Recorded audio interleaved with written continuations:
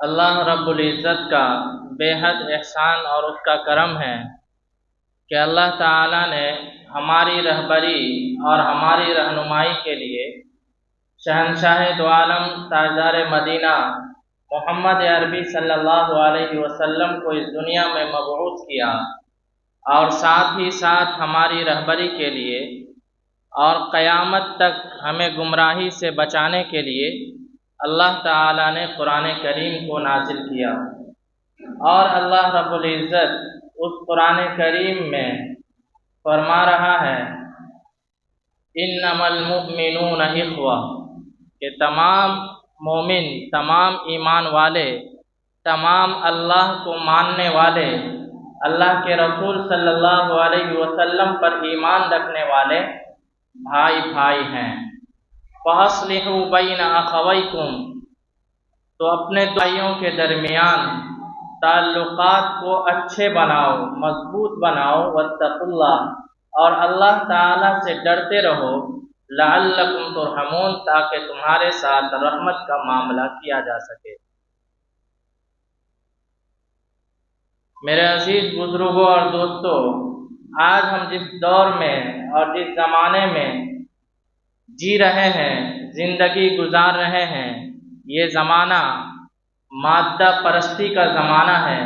آج اس زمانے کے اندر، اس دور کے اندر تقریباً دنیا میں بسنے والے تمام انسان دنیا کی چیزیں اور دنیا کے آسائش اور دنیا سے فائدہ اٹھانے والے جتنے بھی آلات ہو سکتے ہیں، ان چیزوں کو حاصل کرنے میں مگن ہیں۔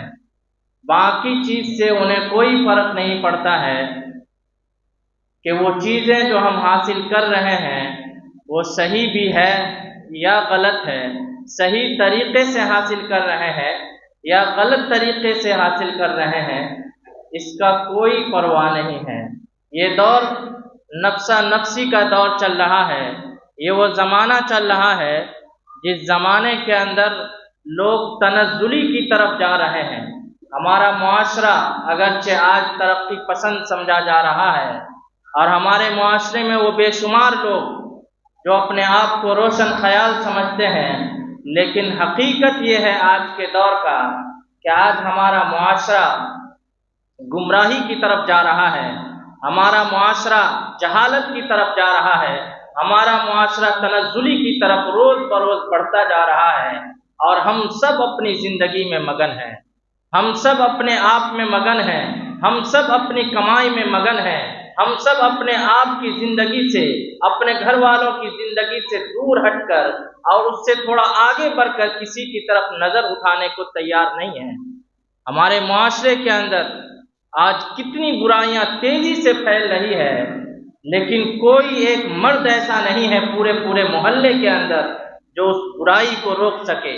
کوئی ایسا نوجوان نہیں ہے جو دعویٰ تو کرتے ہیں کہ ہمارے پاس طاقت بہت ہے، لیکن یاد رکھ لیجئے، میں کھل کر آپ سے کہتا ہوں، آج کا زمانہ وہ نہیں ہے کہ جہاں پر آپ کی تقریروں سے یا باتوں سے برائی کو روکا جا سکے۔ یہ وہ زمانہ نہیں ہے۔ آج اگر اپنے معاشرے کے اندر آپ کو برائیاں ختم کرنا ہے، اپنے معاشرے کو جہالت سے بچانا ہے، تنزلی سے بچانا ہے، گمراہی سے بچانا ہے، غلط راستوں سے بچانا ہے، تو صرف باتوں سے کام نہیں چلے گا، صرف بیانات سے کام نہیں چلیں گے، صرف نصیحتوں سے کام نہیں چلے گا، بلکہ آج بغیر طاقت کے ان برائیوں کو نہیں روکا جا سکتا ہے، بغیر سامنے آئے ان برائیوں کو ختم نہیں کیا جا سکتا ہے۔ میں آپ کو ایک مثال دیتا ہوں۔ اگر ہمارے محلے کے اندر آرکیسٹرا ہوتا ہے، ناچنے والے آتے ہیں، گانے والے آتے ہیں، اور ہر کوئی یہ سوچ کر اپنے گھر میں بیٹھا ہوا ہے کہ ہم تو نماز پڑھ کے آ گئے، ہمیں کیا مطلب، ہم ہی کیوں جائیں، ہمیں کیا واسطہ ہے، اور ہماری ہی اوپر یہ ذمہ داری تو نہیں ہے۔ جب ہر آدمی یہی سوچ لے گا، اور جب کہ میں یہاں سے بیان کر دوں تو کیا وہ برائی رک جائے گی؟ جب تک وہاں جا کر کے کوئی اس کو روکنے والا نہ ہو، کوئی اس کو دبوچنے والا نہ ہو، کوئی اس کی گریبان کو پکڑنے والا نہ ہو، خدا کی قسم کھا کر کہہ سکتا ہوں، برائی کو آپ نہیں روک سکتے۔ اس لیے میں نے پچھلے جمعہ میں آپ سے جو باتیں کہی تھی، اگر تھوڑی بہت بھی یاد ہو تو میں نے مخاطب صرف نوجوانوں کو کیا تھا کہ آج اللہ تعالیٰ نے آپ کو جوانی دی ہے اور اس جوانی کو آپ کی ذمہ داری ہے کہ صحیح کاموں میں لگا دیجیے۔ لیکن ہمارا نوجوان ماشاء اللہ اٹھتا ہے تو 10 بجے۔ آج کے نوجوان کے اندر حقیقت کی نظر سے اگر آپ دیکھیں گے تو وہ طاقت نہیں ہے جو پچھلے زمانے کے 60 سال کے بوڑھے کے اندر آج طاقت ہے۔ وہ 10 کلومیٹر چل نہیں سکتے لیکن یہ بوڑھے چل سکتے ہیں۔ یہ نوجوان اپنی صلاحیتوں کا استعمال نہیں کر رہے ہیں۔ حال یہ ہو گیا ہے کہ جوانی کے عالم میں ہوتے ہوئے، نوجوانی کی عمر میں ہوتے ہوئے اس کے جسم کے اندر دم خم تک نہیں ہے، اور باقی چیزیں تو دور کی بات ہے۔ یہ ہوتا کیوں ہے؟ اس لیے کہ ہم روحانی طور پر بھی کمزور ہیں، جسمانی طور پر بھی کمزور ہیں، اور معاشرتی طور پر بھی کمزور ہیں، خاندانی طور پر بھی کمزور ہیں۔ لیکن میں اپنے نوجوانوں سے کہنا چاہتا ہوں کہ میرے بھائیوں، اللہ رب العزت نے جوانی دی ہے تو جوانی کے عالم میں جسم کے اندر جتنی طاقت ہونی چاہیے وہ آپ کے اندر اگر نہیں ہے تو آپ نوجوان نہیں ہیں، آپ جوان نہیں ہیں۔ اگر آپ کے بدن کے اندر وہ تمام اعضاء درست نہیں ہیں تو خدا کی قسم آپ نوجوان نہیں ہیں، آپ مریض ہیں، ذہنی مریض بھی ہیں اور روحانی مریض بھی ہیں، خاندانی اور معاشرتی طور پر مریض بن چکے ہیں۔ اور ظاہر سی بات ہے، مرض ہر طرح کا ہوتا ہے۔ بعض مرض چند دوا کھانے سے ٹھیک ہو جاتے ہیں، لیکن جب مرض بڑھ جاتا ہے تو اس کا آپریشن کرنا پڑتا ہے۔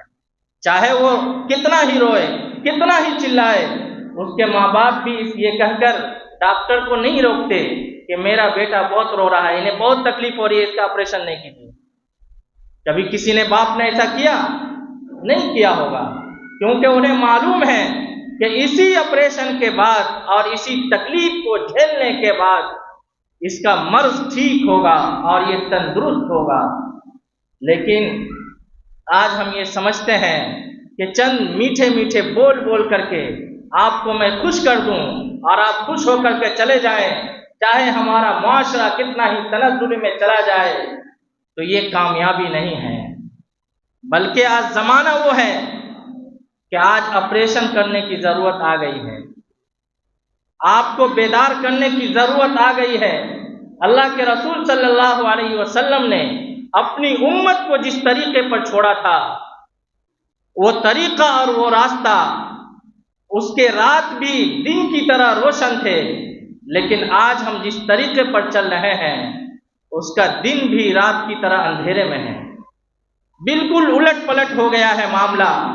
اللہ کے رسول صلی اللہ علیہ وسلم نے فرمایا تھا کہ تمام مسلمان، تمام ایمان والے آپس میں بھائی بھائی ہیں۔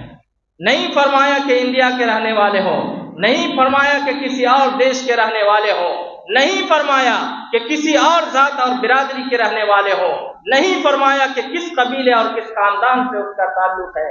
صرف ایک جملہ فرمایا ہے اللہ کے نبی صلی اللہ علیہ وسلم نے کہ تمام ایمان والے آپس میں بھائی بھائی ہیں۔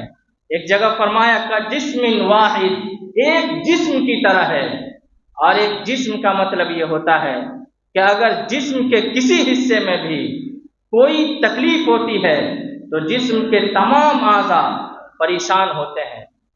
اگر آپ کے سر میں درد ہے تو ایسا نہیں ہے کہ آپ آرام سے سو جائیں گے، آنکھ بند ہو جائے گی، آپ سو جائیں گے۔ کان میں درد ہے اور آپ کھا لیں گے، ایسا نہیں ہے۔ پیٹ میں درد ہے اور آپ کا پیر کام کرے گا اور چلیں گے آپ کے پیٹھ میں درد ہے اور آپ کا ہاتھ صحیح کام کرے گا، ایسا نہیں ہے۔ کہ جسم واحد، جسم واحد کا مطلب یہ ہے کہ اگر بدن کے کسی بھی اعضاء میں درد ہوتا ہے تو باقی دوسرے اعضاء پریشان ہو جاتے ہیں، تکلیف میں ہوتے ہیں۔ لیکن اللہ کے رسول صلی اللہ علیہ وسلم کی حدیث ہم سنتے تو ہیں، لیکن ہمارے معاشرے کے اندر ہی، دور کی بات کو آپ چھوڑ دیجئے، کتنے پریشان حال لوگ رہتے ہیں۔ اور کتنے مجبور اور ستائے ہوئے لوگ رہتے ہیں، کبھی آپ نے ان کی خبر لی ہے؟ برائیاں کرنے کے لیے اگر کہہ دیا جائے تو گھنٹوں گھنٹہ ہم برائی میں گزار دیں گے، لیکن کبھی کسی کی خبر لے کر کے دیکھیے، کبھی کسی بیمار کی عیادت کر کے دیکھیے۔ اللہ کے رسول صلی اللہ علیہ وسلم نے فرمایا کہ مسلمان کے مسلمان پر 5 حق ہیں، اور ان میں سے ایک یہ بھی ہے کہ اگر بیمار پڑ جائے تو اس کی عیادت کی جائے۔ لیکن آج ہمارا معاشرہ جس گمراہی میں اور تنزلی میں چل رہا ہے، ہمارے پڑوس میں اگر کوئی بیمار ہے ہمیں پتہ تک نہیں ہوتا ہے، ہمارے دوسرے بھائی پریشان حال ہیں، ہمیں پتہ نہیں ہے۔ ایک بھائی اپنی زندگی میں اتنا مگن ہے کہ اسے کسی بھی چیز کی کوئی خبر نہیں ہے، اور دوسرا بھائی اپنی زندگی میں اتنا پریشان ہے کہ کسی کے سامنے اپنا منہ کھولنے تک وہ قابل نہیں رہتا ہے۔ لیکن یہ ساری چیزیں ہم ایک طرف کو چھوڑ کر اپنی زندگی میں مگن ہیں، لیکن ہم سے برائی جتنا کروا لیجیے، دوسروں کی باتیں جتنی کروا لیجیے، لیکن دوسرے کے حقوق آپ پر کیا ہے؟ آپ کو مسلمان ہونے کی حیثیت سے اللہ تعالیٰ نے آپ پر ذمہ داریاں کیا ڈالی ہیں، اس کو ہم کتنا ادا کر رہے ہیں اور کتنا اس کا پاس اور لحاظ رکھ رہے ہیں، یہ بہت دور کی بات ہو گئی ہے، ذہن و گمان میں بھی نہیں آتا ہے۔ آپ صرف نماز اور روزہ کو دین سمجھ لینے کی غلطی مت کیجیے گا، یہ آپ کے لیے ہے ہی ہے، یہ مسلمانوں کے اوپر فرض تو ہے ہی، لیکن دین اور اسلام یہاں تک محدود نہیں ہے۔ اس کے علاوہ بے شمار جگہوں پر معاملات کے اندر، کاروبار کے اندر، معاشرتی طور پر بہت سارے معاملات ایسے ہیں، بہت سارے دین کا طریقہ ایسا ہے جن کے بارے میں ہم یہ گمان تک نہیں رکھتے ہیں کہ یہ دین بھی ہو سکتا ہے۔ مثلا میں ایک مثال دیتا ہوں ادنا سا، کہ اگر آپ کوئی کاروبار کرتے ہیں، کوئی دکان کرتے ہیں، اگر آپ اس میں یہ نیت کر لیتے ہیں کہ اس سے مجھے اللہ کے مخلوق کو آسانی پہنچانا ہے، ان کی خدمت کرنی ہے، بھلے آپ منافع لیں، وہ منافع بھی آپ کو ملے گا، لیکن آپ کو ساتھ ہی ساتھ ثواب بھی ملے گا، یہ کام آپ کا عبادت بھی ہو جائے گا۔ لیکن ہم کاروبار کس لیے کرتے ہیں؟ بڑے سے بڑے بزنس کو کس لیے شروع کرتے ہیں؟ وہ اس لیے کہ ڈھیر سارا پیسہ ہمارے پاس آ جائے۔ آپ اس میں ایک نیت یہ بھی کر لیجیے کہ ہم یہ جو کام کر رہے ہیں یا ہم جو شروع کرنے والے ہیں، اس سے اللہ کے مخلوق کو آسانی ہوگی، ہم آسانی کے ساتھ فلاں چیز مہیا کریں گے۔ بہرحال آج ہم جس معاشرے کے اندر زندگی گزار رہے ہیں، ہمارا معاشرہ اس آخری کنارے پر پہنچ چکا ہے کہ اگر اب بھی ہم بیدار نہیں ہوئے اور غفلت کی چادر اوڑھے سوتے رہے تو اللہ کے رسول صلی اللہ علیہ وسلم نے جو فرمایا تھا کہ تم جہنم کے کنارے پر کھڑے تھے، پکڑ کر بچانے والا ہوں، یہ کب فرمایا تھا؟ ابھی 2-4 سال پہلے؟ کتنے سال ہو گئے؟ 1400 سال ہو گئے۔ کس مسلمان کی بستی کے اندر مسجد نہیں ہے؟ لیکن دین کے معاملات مسلمان آج کیوں نہیں سمجھ رہا ہے؟ انہیں ضروری چیزیں وہ پتہ کیوں نہیں ہے؟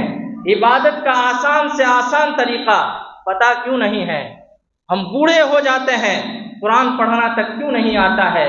آج کے اکثر والدین دنیاوی علوم کے لیے تو بہت کوشاں ہیں، لیکن دینی علم سے اتنے بے خبر کیوں ہیں؟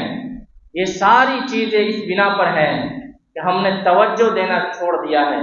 آپ دنیا کے اندر بھی ترقی کیجئے، خوب اعلیٰ درجہ حاصل کیجئے، اور آج ایک جو ذہنیت بنی ہوئی ہے کہ ہم مسلمان ہیں تو ہمیں یہ عہدہ نہیں مل سکتا اور یہ عہدہ نہیں مل سکتا، 2-4 عہدے چھوڑ کر کے باقی سارے عہدے آپ کے قدموں میں آنے کے لیے تیار ہے، لیکن آپ پہلے اس کے لیے محنت تو کیجئے۔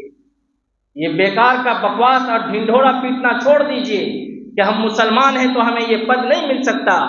میں یہ نہیں کہتا کہ چھوٹے سے چھوٹے کاروبار کو کرنا غلط ہے، لیکن مسلمانوں نے یہ جو سمجھ لیا ہے کہ اسی کام کے لیے ہم پیدا ہوئے ہیں، ہمارا کام بس دودھ بیچنا اور ٹھیلا کھینچنا اور چپل سینا رہ گیا ہے، تو یاد رکھ لیجئے یہ کام غلط تو نہیں ہے، لیکن اگر آپ نے یہ ذہنیت بنا لیا ہے کہ اسی کام کے لیے ہم پیدا ہوئے ہیں، ہم اس سے زیادہ کر ہی نہیں سکتے ہیں، ہمارے پاس وسائل ہی نہیں ہے، تو یہ ذہنیت غلط ہے اور یہ سوچ غلط ہے، یہ فکر غلط ہے۔ اور آپ ہر چیز کو حاصل کر سکتے ہیں، لیکن اس سے پہلے آپ کو اپنے وقت کو کام میں لگانا ہوگا۔ لیکن ہمارے نوجوان اگر پڑھنے لگیں گے تو گلی کوچوں کی جو رونقیں ہیں وہ ختم ہو جائے گی، راستوں کی جو رونقیں ہیں وہ ختم ہو جائیں گی، یہ موبائل چلانے والے ختم ہو جائیں گے، اور معاشرے کے اندر جو شور اور ہنگامہ بپا رہتا ہے وہ ختم ہو جائے گا، اور بے شمار قسم کے خرافات جو ہوتے رہتے ہیں اگر یہ پڑھ لیں گے تو یہ سارا ختم ہو جائے گا۔ اور ہمارا معاشرہ، ہمارا نوجوان یہ چاہتا نہیں ہے کہ محلے کی رونق ختم ہو۔ ہر وقت اور ہر دو چار جگہوں پر آپ جا کر کے دیکھ لیجئے، کہیں نہ کہیں مسلمانوں کی برائی چل رہی ہوتی ہے، لیکن اس فکر میں نہیں ہوتے ہیں کہ اس کو ختم کیسے کیا جائے۔ اے پی جے عبد الکلام کا نام آپ سب نے سنا ہوگا۔ جب اس کے مرنے کا وقت تھا، آخری وقت میں جو وہ سوچ رہے تھے وہ یہی بات سوچ رہے تھے کہ اس دنیا کو رہنے کے قابل کس طرح بنایا جا سکے۔ انہوں نے اپنی پوری زندگی لگا دی تھی، شادی بھی نہیں کیا تھا، بڑے عہدے پر ہونے کے باوجود دنیاوی وسائل اس کے پاس نہیں تھے، ایمانداری سے انہوں نے اپنی پوری زندگی ملازمت کی ہے اور جس عہدے پر رہا ہے اس کا لحاظ اور پاس رکھا ہے، لیکن آخری وقت میں بھی اپنے لیے نہیں سوچ رہے تھے، سوچ رہے تھے تو یہ بات کہ اس دنیا کو رہنے کے قابل کس طرح بنایا جا سکے۔ آج ضرورت اس بات کی ہے کہ آپ جہاں بے شمار جگہوں پر پیسے خرچ کرتے ہیں اور حلال اور حرام کی پرواہ کیے بغیر آپ پیسے اڑاتے ہیں، آپ اپنے محلے کے اندر کچھ ایسا کام کیجئے کہ جس سے نوجوانوں کو دلچسپی بڑھے، تاکہ اس کمپٹیشن میں حصہ لینے والے لوگ پہلے سے تیاری کریں اور اس تیاری کرتے کرتے ہی وہ کامیاب ہو جائیں۔ لیکن ایسا نہیں ہوگا، خرافات میں پیسے چاہے جتنے لگا دیجیے وہ ہمارے پاس رہیں گے، ایک رات میں خرچ کرنے کے لیے ہمارے پاس 10 لاکھ روپے ہوں گے، ہمارے پاس مسجد کی کمیٹی 10 بننے کے لیے تیار رہے گی، قبرستان کی کمیٹی 10 بننے کے لیے تیار رہے گی، اور نہ جانے کیسی کیسی کمیٹیاں بنتی ہے، لیکن علمی کمیٹی ایک بھی نہیں ہوتا ہے۔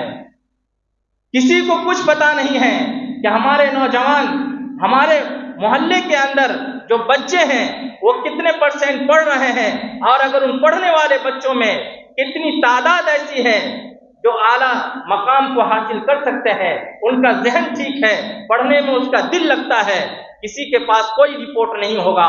اگر میں مانگ دوں کسی اس محلے کے سب سے بڑے آدمی سے یا سب سے بڑے طاقتور آدمی سے یا سب سے بڑے پیسے والے آدمی سے، خدا کی قسم کھا کے کہہ سکتا ہوں 2-4 کے نام بھی انہیں پتہ نہیں ہوں گے۔ کتنے بچے ایسے ہیں جن کے پاس وسائل نہیں ہیں، وہ تعلیم حاصل نہیں کر سکتے ہیں، اور اگر کر سکتے ہیں تو اس کے ماں باپ غفلت میں پڑے ہوئے ہیں۔ کتنے دن ہم نے اس کو جگانے کی کوشش کی ہے، کتنا دن ہم نے اس کو راہ دکھانے کے لیے اپنا کچھ وقت لگایا ہے، نہیں ملے گا۔ اور آپ سمجھتے ہیں کہ ہمارا معاشرہ ترقی کر جائے، ہم فلاں اور فلاں عہدے پر فائز ہو جائیں، اور یہ رونا روتے ہیں کہ چونکہ ہمارے لوگ عہدے پر نہیں ہیں اس لیے ہم پریشان حال ہیں۔ سب عہدے پر تو آپ ہی تھے، لیکن آپ نے غفلت کی نیند ایسی لی ہے کہ سب کچھ آپ کا لٹ گیا، لیکن آپ پھر بھی بیدار ہونے کے لیے تیار نہیں ہے۔ صرف ایک جملہ رہ گیا ہے کہ مسلمان ایسے ہیں اور ویسے ہیں۔ بھائی صاحب، آپ بھی مسلمان ہیں، جس کے جملے سے اور جس کے الفاظ یہ نکلتے ہیں کہ مسلمان یہ ہے اور وہ ہے، ترقی نہیں کر رہا ہے۔ جو بڑے بزنس مین ہیں وہ چھوٹے کاروباریوں کو آگے بڑھانے کے لیے کتنی محنت کی ہے، انہوں نے کتنوں کو انہوں نے راستہ دکھایا ہے۔ اپنے پڑوس میں رہنے والے چھوٹے کاروباریوں کو دبانے کے لیے اتنی کوشش کرتے ہیں کہ دوسروں تک پہنچ جاتے ہیں کہ کوئی پھونک کر کے دے دیجئے، اس کا کام ٹھپ ہو جائے۔ یہ تک کرنے پر ہم اتر چکے ہیں، ہے کہ نہیں؟ حقیقت بات ہے۔ आप देख लीजिए हमारे मुआशरे के अंदर, आपका भाई अगर मजबूत होगा तो आप भी मजबूत होंगे, आपका मोहल्ला अगर मजबूत होगा तो आप भी मजबूत होंगे। मैं कहना आपसे ये चाह रहा हूं कि आप इल्मी तौर पर भी आगे बढ़िए और इत्तिहाद और इत्तिफाक के तौर से भी आगे बढ़िए, कारोबार के लाइन से भी आगे बढ़िए। एक छोटे मोटे दो चार काम लेकर के बैठे मत रहिए, उसको बढ़ाने की फिक्र कीजिए। अगर आपसे नहीं आता है तो आपसे बड़े जो कारोबारी हैं उनसे मशवरा लीजिए, और उनको भी चाहिए कि कम अज कम हफ्ते में एक आध दिन ऐसे लोगों की रहबरी कर दिया करें।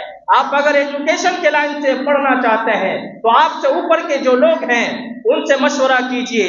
अगर ये नीचे वाले मशवरा नहीं करते हैं तो बड़ों की जिम्मेदारी है जो ओहदे पर है, जो अपनी जिंदगी के अंदर मगन है, सिर्फ मुलाजमत करते हैं, सुबह जाते हैं शाम को आते हैं और रात भर सोकर फिर सुबह को चले जाते हैं। उन्हें पता नहीं होता कि हमारे मुआशरे के अंदर, हमारे मोहल्ले के अंदर, हमारे पड़ोसियों में कितने लोग परेशान हाल हैं। उनकी जिम्मेदारी है कि वो ऐसे लोगों की रहबरी करें, उनकी जिम्मेदारी है कि उन्हें बताए कि किस एतबार से आप आगे बढ़ सकते हैं और इसके बाद आप किस तरीके को अपनाएंगे और कौन सा सब्जेक्ट लेंगे और पढ़ने का कौन सा तरीका अपनाएंगे, किसकी क्लास करेंगे, कहाँ से कोचिंग करेंगे, तब जाकर के आप कामयाब हो सकते हैं। कौन सी किताब आप पढ़ेंगे, कितना टाइम पढ़ेंगे और कैसे पढ़ेंगे, ये रहनुमाई की जरूरत भी है। और साथ ही साथ कुछ नौजवानों को, कुछ बाशऊर लोगों को आगे भी आना पड़ेगा। इस बात से पीछे नहीं रहना है कि हमारा नाम कोई जान लेगा या हमारा नाम ही क्यों आए। याद रख लीजिए, अगर आप सभी ये सोच लेंगे, माशरा कभी नहीं बदलेगा। अगर सबके सब मजबूत होंगे तो फिर देखिए कि हमारा माशरा कितना तरक्की करेगा और आपसे लोग सबक हासिल करेंगे, दूसरे मोहल्ले के लोग भी आपसे रहनुमाई हासिल करेंगे और आपकी रहबरी होगी, हर जगह पर आपकी मिसाल दी जाएगी। लेकिन मुआशरे के अंदर पढ़े लिखे लोग भी मौजूद हैं, मालदार लोग भी मौजूद हैं, बाशऊर भी मौजूद हैं, बिजनेसमैन भी मौजूद हैं, हर तरह के लोग मौजूद हैं। लेकिन सबका हाल ये है, अफसोस के साथ मैं कह रहा हूँ कि सब अपनी अपनी जिंदगी के अंदर मगन हैं, सब अपने आप को बढ़ाने में लगे हुए हैं। लेकिन हमारा हाल ये है कि अगर हम किसी एक जॉब में हैं और हमारे खानदान में उस काबिल भी कोई नहीं है, तब भी उसे कान पकड़ के जबरदस्ती उस ओहदे पर लाएंगे। ये दूसरे की हक तलफी नहीं तो और क्या है। लेकिन जरूरत इस बात की है कि आप सबको बेदार होना होगा, आप सबको इतना बेदार होना होगा, इस बात से बेखबर होकर के कि हमारा नाम आ जाएगा, इस बात से बेखबर होकर के कि लोग हमें क्या कहेंगे। याद रख लीजिए, अल्लाह के रसूल सल्लल्लाहु अलैहि वसल्लम ने फरमाया है, अल मुस्लिम अकुल मुस्लिम, मुसलमान आपस में भाई भाई हैं। लेकिन हम जो हकीकी भाई भाई हैं वो भी भाई भाई नहीं है, वो भी हम दूर हो चुके हैं। अल्लाह के नबी ने फरमाया, तमाम ईमान वाले एक जिस्म की तरह है, वो भी आज नहीं है। एक मोहल्ला ही एक नहीं है, एक खानदान ही एक नहीं है, एक घर ही एक नहीं है, तो पूरे दुनिया के मुसलमान एक कैसे हो सकते हैं। आप पूरी दुनिया की फिक्र फिलहाल छोड़ दीजिए, कम अज कम अपनी बस्ती की फिक्र ले लीजिए, कम अज कम अपने मुआशरे को सुधारने की कोशिश कर लीजिए। अल्लाह ताला को सबसे पसंदीदा कदम और अल्लाह ताला को जो खुश करने वाला कदम है, वो कदम है जो मुसलमानों के दरमियान सुलह करने के लिए उठाए जाए। लेकिन हम दूसरे के काम में अपना वक्त कितना लगाते हैं, नहीं लगाते हैं। वक्त भी हो रहा है। अल्लाह ताला हम सबको कहने सुनने से ज्यादा अमल की तौफीक अता फरमाए।